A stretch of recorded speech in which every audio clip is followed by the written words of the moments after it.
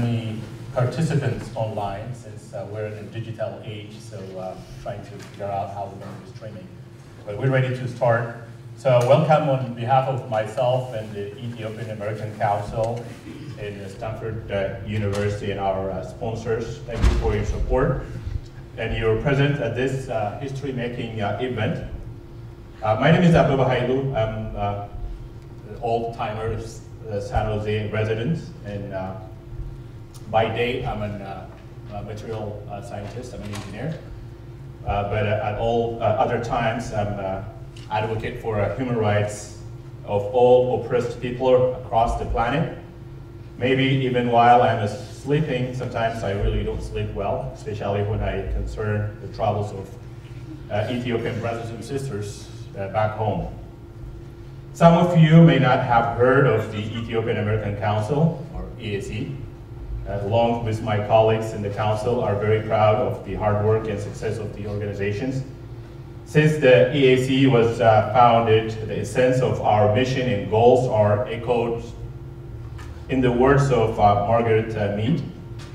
Mead was not only the innovative cultural anthropologist, she was also an outspoken activist as well as a pioneer in the feminist movement in America. As you know, today there is a huge movement going on in Washington, D.C. So her work's been extended to today. So she once said, "Never doubt that a small group of thoughtful, committed people can change the world. Indeed, it is the only thing that ever has." From those words, the EAC drives the spirit of its existence. Those words can also inspire today's gathering. EAC was established in 2002, and one of our first goals was to focus on voter registration because that's how democracy works. We wanted every eligible Ethiopian American to register, not only to increase the influence on the local politics, but also to influence our federal government and how it deals with the government in Ethiopia. So we're a grassroots organization. We're trying to, on our ability to influence the U.S. policy if we can. So somehow we have to start somewhere. So we think Ethiopian American Council is a stepping stone or a building block for our community. As proof of our impact on local activities, we can point to those examples. For instance, we successfully pursued the San Jose City Council to allow us to raise the Ethiopian heritage flag over City Hall for the last 12 consecutive years, a source of pride to our local Ethiopian community, as well as a message to the Ethiopians in Africa that we members of the Ethiopian diaspora have not forgotten them. We have endorsed and assisted the successful elections campaigns of a number of politicians, including the San Jose, our own mayor in nearby San Jose, Sam Liccardo, also in California, Congressman Jerry McNary, in Maryland, Montgomery County Executive Ike Leggett, also in Maryland, Montgomery County Council Member Tom Hocker, and in Minnesota, U.S. Congressman Keith Allison, the first African American and Muslim, got elected from Minnesota, and we were involved heavily on his election in 2006. We have helped craft and have endorsed the national legislation in the form of congressional resolution. Though those legislative pieces do not have the force of law, they are very important when it comes to raising issues regarding Ethiopia before the lawmakers and citizens of our federal government. This includes House Resolution 935, Free and Fair Election in Ethiopia Act. Unfortunately, that bill did not pass, but did raise important issue before the U.S. Congress in the mid-2000s. House Resolution also 2003, HR 2003, Ethiopian Democracy and Accountability Act, covering issues ranging from independence of judiciary and freedom of the press, the release of political prisoners and economic developments. This resolution passed successfully in the House. However, it was overpowered by the Ethiopian government in the Senate. House Resolution 861, supported in respect for human rights and encouraging inclusive government in Ethiopia. This resolution was introduced last year, and we're waiting for its success. there might be even a follow-up bill from the resolution to the a bill that it's in the pipeline. And now, with the gracious help of many, EAC managed to create this summit to address the mounting problems facing the citizens of Ethiopia in Africa and to assist members of the Ethiopian diaspora, including the Ethiopian Americans, as they seek to help their brothers and sisters on the Horn of Africa. Among others, we must thank national representatives who were extremely helpful with this resolution that are so significant to Ethiopians everywhere. This gentleman includes Mike Honda, the late Congressman Donald Payne, Congressman Chris Smith, Congressman Ed Royce, and the late Tom Lantos. This is the list that others national representatives put other considerable collaboration as well. These individuals really helped our community, especially the human rights in Ethiopia, for the last 2 decades. I mentioned earlier that you are attending a history-making event. Why is this Ethiopia in Crisis Summit a historic-making event? We have 3 reasons. One, from regions around the planet, we have a simple and impressive array of renewed scholars, human rights advocates, politicians, and media representatives, among others, to consider problems with the human rights in Ethiopia and other regions with similar issues. Second, we are sending a message, most importantly, to the Ethiopian people, as well as a member of the Ethiopian diaspora, member of the Ethiopian American community here in the Silicon Valley, and oppressed liability-loving individuals everywhere, that they have not been forgotten, that they are in our hearts. 3, we're telling the current regime now controlling Ethiopia that the world is watching, and we have no patience with the government that kills, imprisons, and exiles its own citizens because they are seeking a political representation, justice, and basic human rights. At this Ethiopia in Crisis Summit, we are now here at Stanford to be social and political engineers. We are here to plan building a better government and perhaps even to plan a regime destructive to their people. What can the Ethiopian people do? What can the world do when a government exists for itself and the corrupt and greedy individuals within and does not address the needs of the everyday citizen? Any government must be servant of its people, no matter the citizen's economic status, nor birthplace, nor heritage or religion. Despite my dull words and poor delivery, I predict that this summit will be successful collaboration, but success without sponsorship and advice could not happen. Professor Larry Diamond, he'll be coming join us later, and our keynote speaker has contributed his sage advice to ensure success as many other speakers and collaborators. So we thank Professor Larry. We especially must not forget to thank Stanford University for allowing us to this beautiful venue for our summit. Other Stanford's group have contributed, helped with all the details that must be covered in the event, such as this. These folks are the Black Student Union, the Center for African Studies, the SAS, the Stanford Ethiopian Origin Students Association, and the Stanford African Student Association.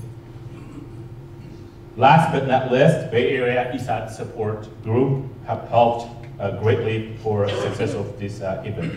So with that, I hope at the end of this summit, we'll come up with some deliverable, which tomorrow we'll have a breakout session also at the end. So with that, we officially starting our program, and our first session will be Session 1, Ethiopia Land and Agriculture Policy. Some of our speakers already pulled out last night, and one of them actually, Professor Makonnen Freo, he's traveling to South Africa from Harvard, so we're probably not going to hear from him. But we'll be talking about This Land is My Land from Professor Wubene Mulatu. And we have, we're moving one of our speakers from session 2 to session 1. That will be Marlette Johnson. She's the student from Stanford. So this session will be chaired by Dr. Dorasa Getachew. So now I would like to invite Dr. Getachew, Dr. Ubatu, and Margaret. Thank you.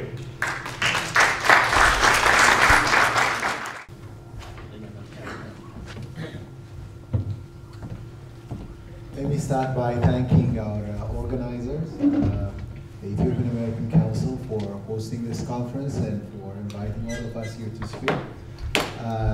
But before we switch back to English, I would like to say a few words in three of our languages. እንደምን አደራችሁ? ሰላም ናችሁ ወይ? እግዚአብሔር ይመስገን። አከሞልተን ፈያጅርቱ ከመለሁ ዳሃኒኮ ጨምርልኝ አልሰማንችን ነው አስቤ ነበር። ምንድነው በሶማሊኛ ምንድነው? ማሐሸክተን ነበር ሰውሃ እሺ እንግዲህ በፈረንጅ አፍ ማውራት እንጀምራለን። The topic for our panel this morning is on land and agricultural policy in Ethiopia. It's a privilege to have two speakers, a veteran scholar, Professor Mulatu Wubne. Professor Mulatu is a professor of planning at East Carolina University in Greenville, North Carolina. He is an alumni of the Haile Selassie I University, or Addis Ababa University, and Florida State University. He authored two books, Industrial Development in Ethiopia, which was published by the prestigious Syracuse University Press. And he's also a co-author of another book, Ethiopia, Transition and Development in the Horn of Africa. He has published a lot of peer-reviewed journals on journals like Cities, Northeast African Studies, Regional Development Dialogue, and the African Development Review. He has worked as a World Bank and IMF consultant in Ethiopia, and he's been a Fulbright scholar at the Addis Ababa University in 2013. So let us welcome him with a round of applause. Professor Mulatu, you have 15 minutes. No, I was told 30 minutes. Okay, is it half an hour? I think I can wire it. You can wire it in 30 minutes or in 15 minutes? 30 minutes would be probably. Okay, 30 minutes. I'm usually wired for 45 minutes because I'm a teacher. Once I get into class, I can go on and on and on. So when I'm giving 15 minutes, it's kind of very difficult for me. But I will try as much as possible to be as brief as I can so that I'll give you the opportunity to be able to ask questions. So my topic, I took the topic, the title, This Land is My Land. I don't know if you have heard the famous American song, This Land is My Land, This Land is Your Land, from California to New York Island. That's where it was before. But it's basically to see what has happened to the Ethio-Sudan boundary. This is the boundary that extends from the junction of the Tekeze River in the north and all the way down to the Kenya border, 1,600 kilometers distance. And it's affecting, pretty much covering the entire western part of Ethiopia's boundary. Until very recently, we really have not heard much about it because it has always been a very peaceful area. There has not been any conflict. There has always been that contention that Ethiopia claimed that this part is my land, and Sudan also complained this part is my land. Yet in the last couple of years, it has been a big issue. So I was very much interested in to see, how is it that we do not know much about this area, an area that really covers a significant portion of Ethiopia's boundary, and yet we do not have much material on this. There are no books published, there are no articles published, Ethiopian scholars have not done much work. On the other hand, on the Sudanese side, if you were to look at what has been done, there is a significant amount of work done, even in English. There are 3 PhD dissertations that are written on that border, several Arabic publications.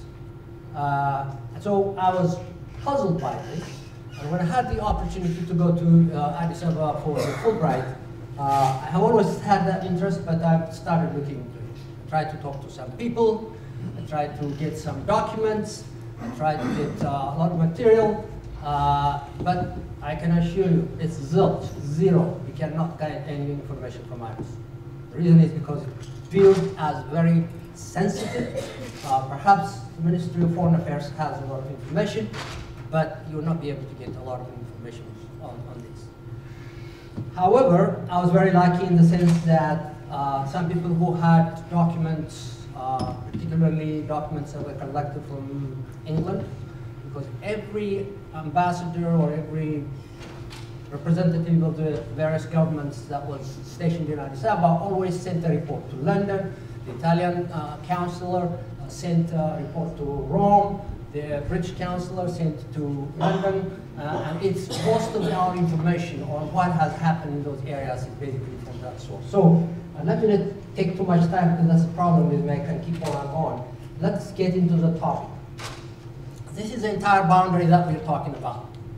It's cut off, but it starts all the way from, as I said, the junction of the Tekeze River north up to south, up to the Kenyan border. And that's the entire area that we're dealing with.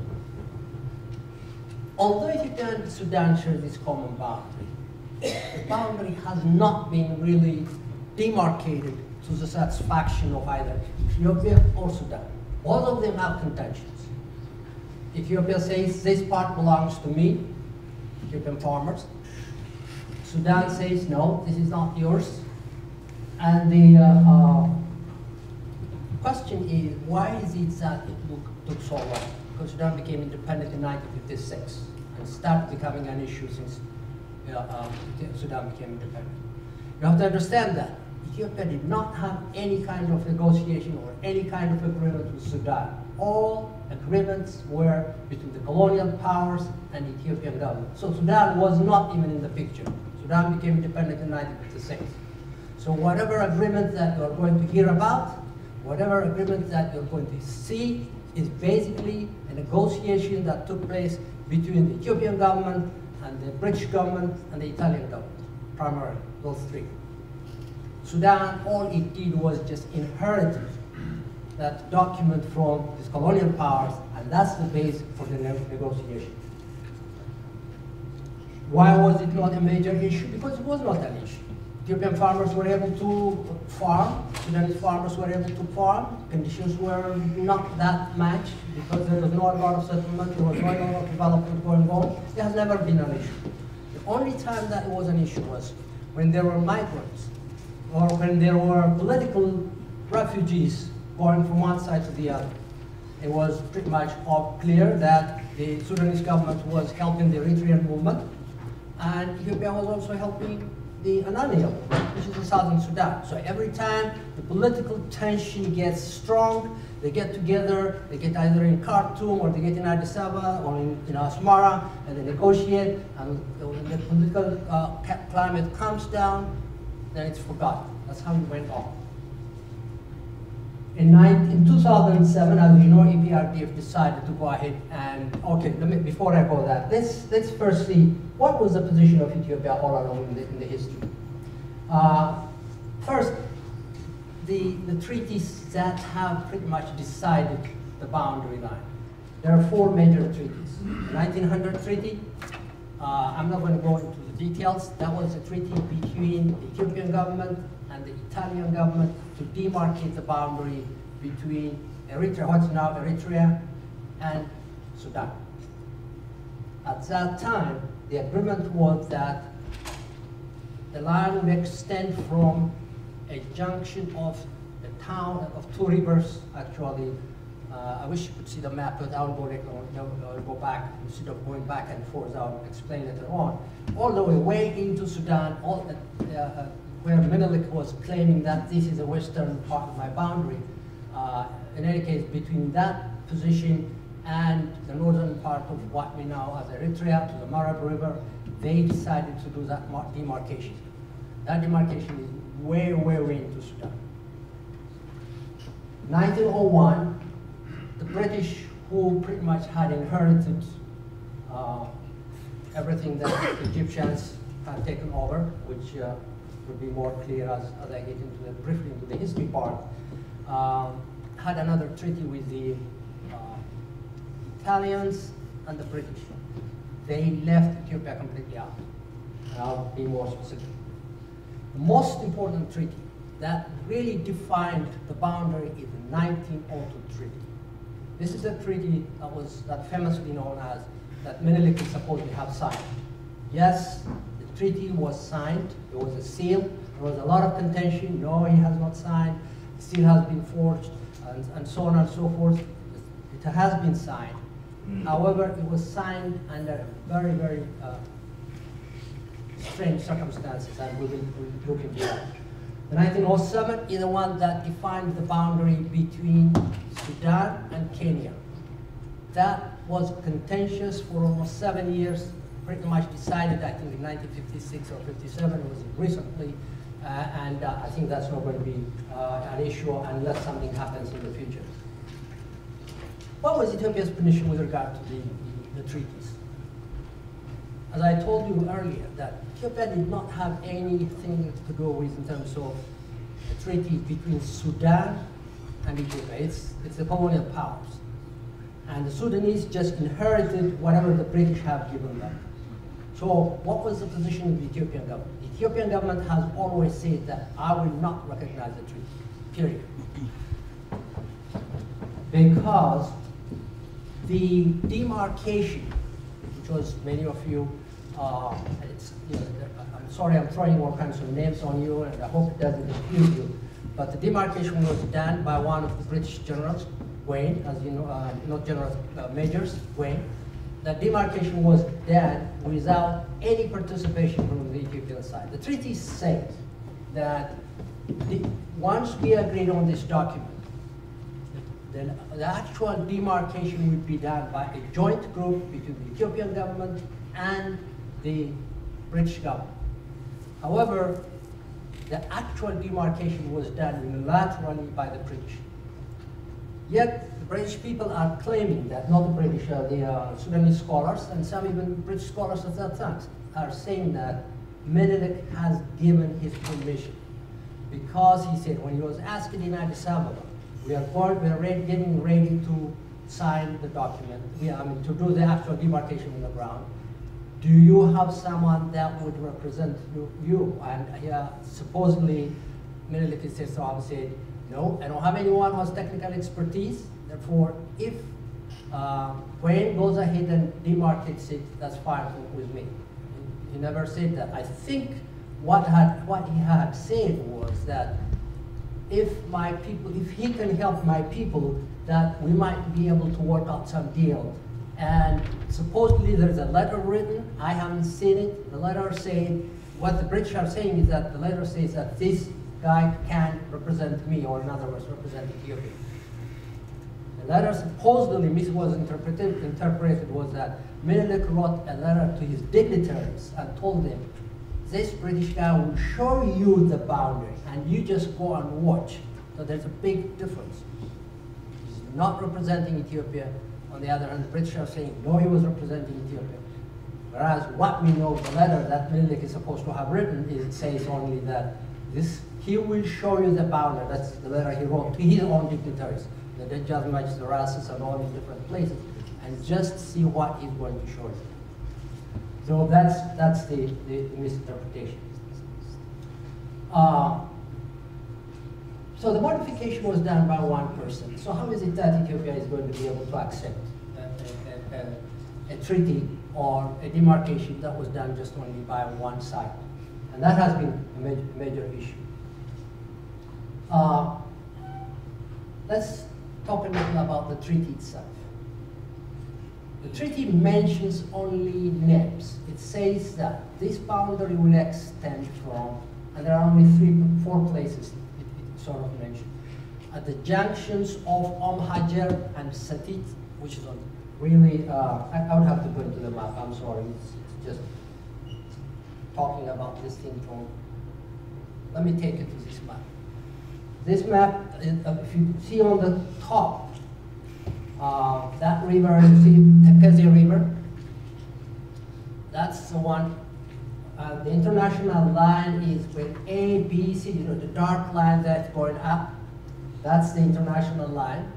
And then that blue line that you're seeing is Tekeze. That junction is what I was talking about. That's where it started. And this is the northern section that I'm trying to show you. The conflict that arose as a result of this misunderstanding or the interpretation of the letters or the content or as well as the demarcation are, at least based on my own experience or my own, what I was able to find. Start from the north. This is the international boundary as we know it, this line.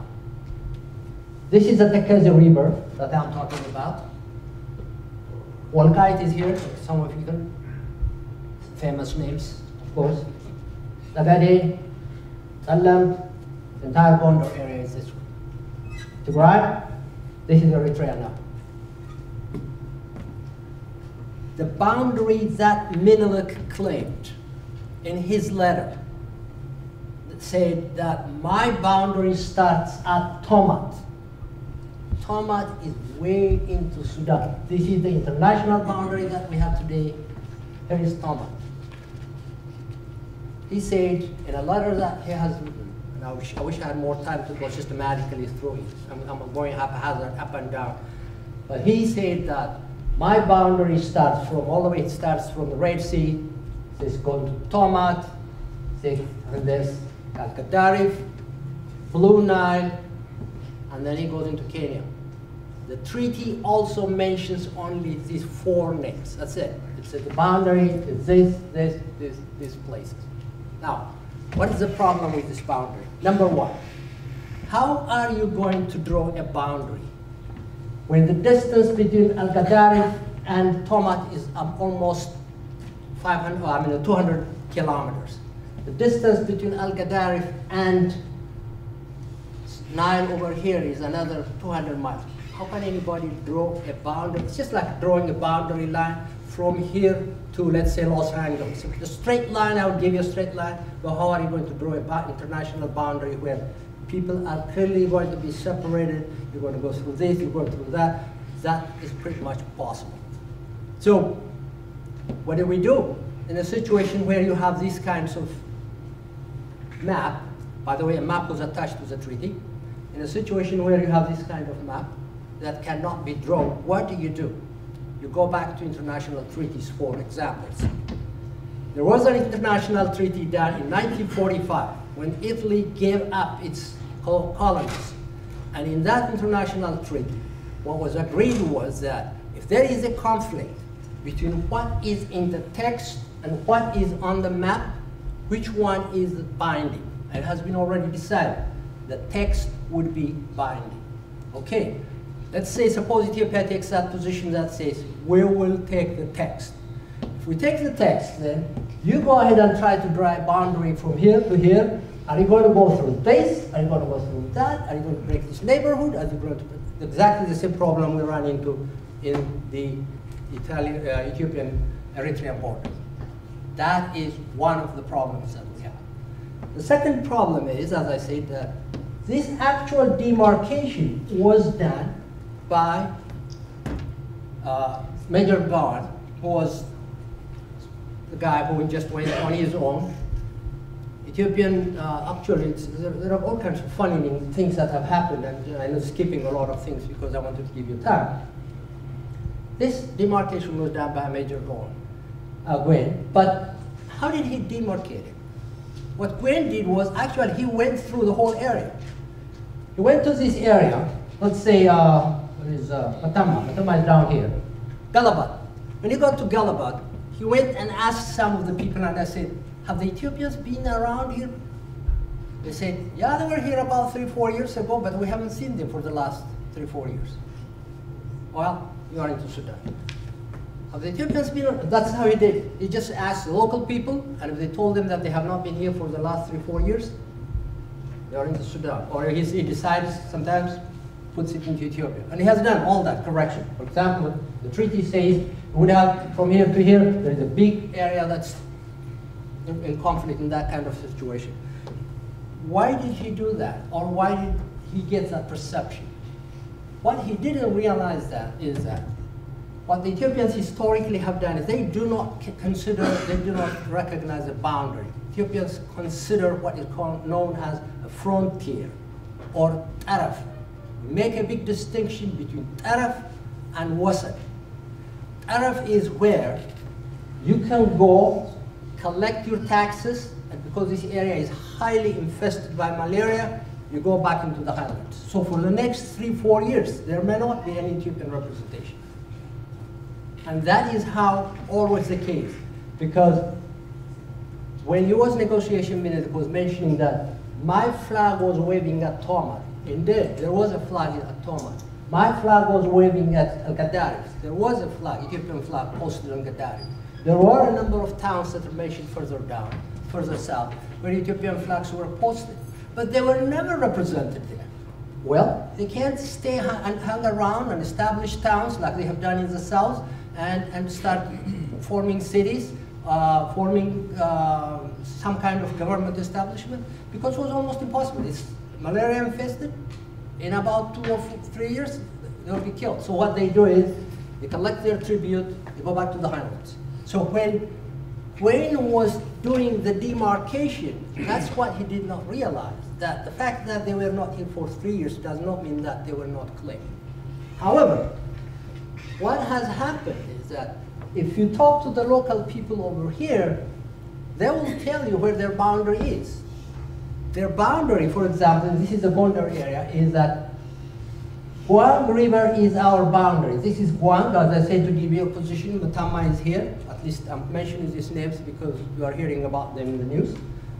So they say their boundary is here, follows this river, and this is contentious area where a lot of development is going on. They wanted to go all the way down up here. And so this is two interpretations of a boundary, even by local people versus the Ethiopian government. The Ethiopian government says, at least even if we're going to accept Wales, this would be the line. Whereas local people are saying, this is our boundary.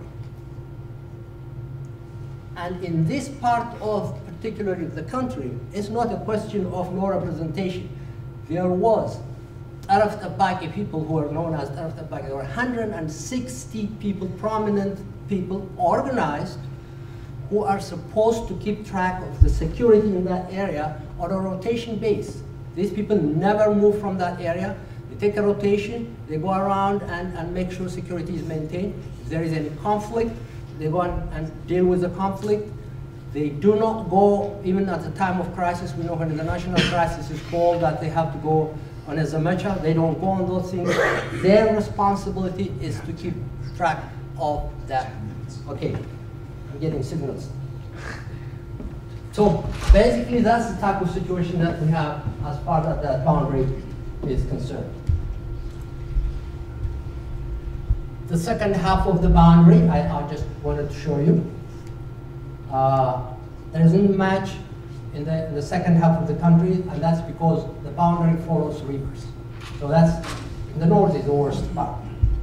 Further south, I would have liked to discuss this particular map, because this map shows you some of the treaties I had earlier mentioned, the 1900, the 1901, the various treaty maps. And one particular thing I'd like to show you, for example, is that recently you might have heard that the Ethiopian government has said that, no, this is Abu Gamal, I'm sorry. What I'm seeing there is different from.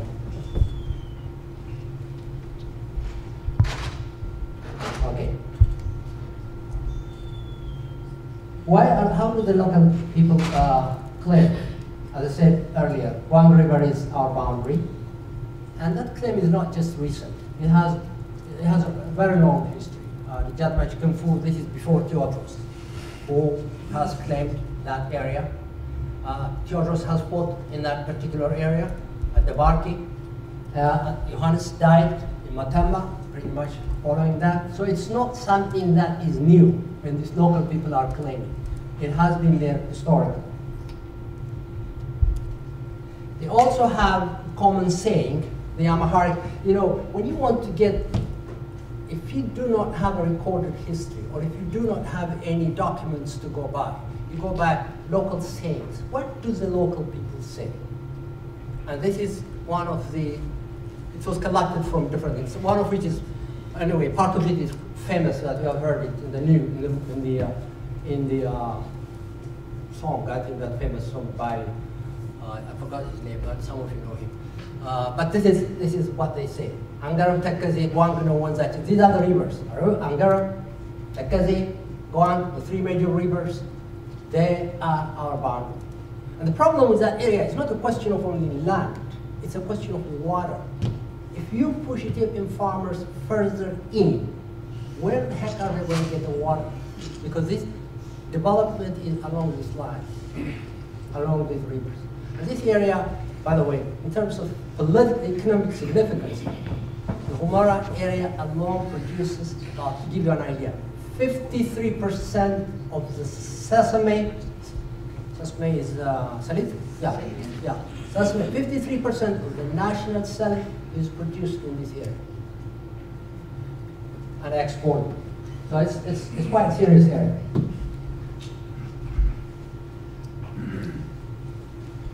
Okay, what is the solution for this? Should Ethiopia push forward into getting entanglement with Sudan to resolve this problem? And I will just give you my opinion, and I also give you the opinion, I think in my opinion, is a very good outlet for resolution of this situation. I think Ethiopia and Sudan have always been brothers and sisters. They should never get into this entanglement. They should be able to resolve it on bilateral basis. The reason is that Ethiopians have had, in many cases, were given shelter when they went to Sudan, and Sudanese have been given shelter when they came to Ethiopia. They should be able to move back and forth. So what would be the solution? Let's follow what is known as the African Union Border Program. Let me just say briefly, what is the African Union Border Program? As you know, when the African Union Charter was signed, it was already agreed that they would accept the colonial boundary, because they realized that if they touch up the colonial boundary, everything would be messed up. And yet, after accepting that, they found that it was almost impossible. Over 50% of African countries have border problems. When you come to the Horn of Africa, 100% of all the countries have border problems.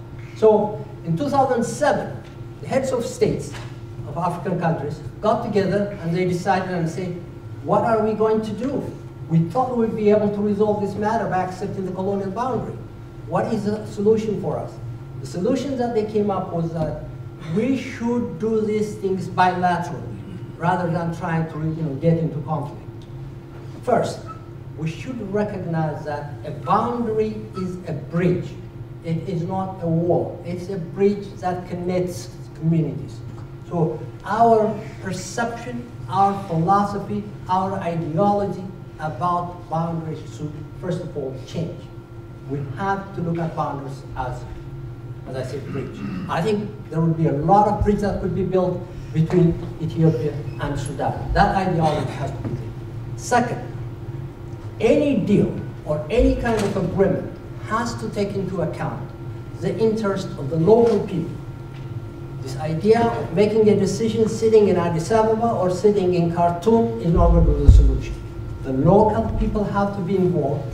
How are you going to be impacted positively or negatively by this particular issue, by this particular problem?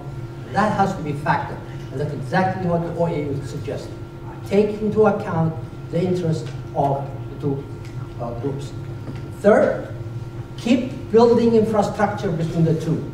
Connect roads, connect markets. For example, the roads are between Batam and Sudan. There are roads that are being built on the Asosa side, with Kurmuk. There is a lot of road that's being constructed. And if we keep on building these things, then that infrastructure connection would be. So the OAU, the African Union Border Program, what it's suggesting is that do these kinds of things before you get into a boundary. Because once you have this infrastructure connection, once you have this tie between the two countries, then the whole issue of a border will be secondary. Then you can bilaterally sit on a table and deal with in terms of how you're going to run the border or how you're going to demarcate the boundary. So my interest out of this is pretty much not only, I think, what is going to happen between Ethiopia and Sudan using the African Union suggestion of the African Union border program is going to be a lesson not just for Ethiopia, for a number of African countries. Take East Africa, Eritrea has a problem, Ethiopia has a problem, Somalia has a problem, Djibouti has a problem, Kenya has a problem, Sudan has a problem, Egypt has a problem. Everybody has a border problem. You will not find any country in that part of the world that does not have border problem. So if this model works for Ethiopia, then that's a very good lesson that could be used for other countries in Africa. And that was really the major thesis that pushed me to get into this research. There are lots of questions that still are not answered. Why Menelik changed his position, why the Ethiopian government changed its position. I wouldn't be able to get into those kinds of things because there are all kinds of confusions that are going on.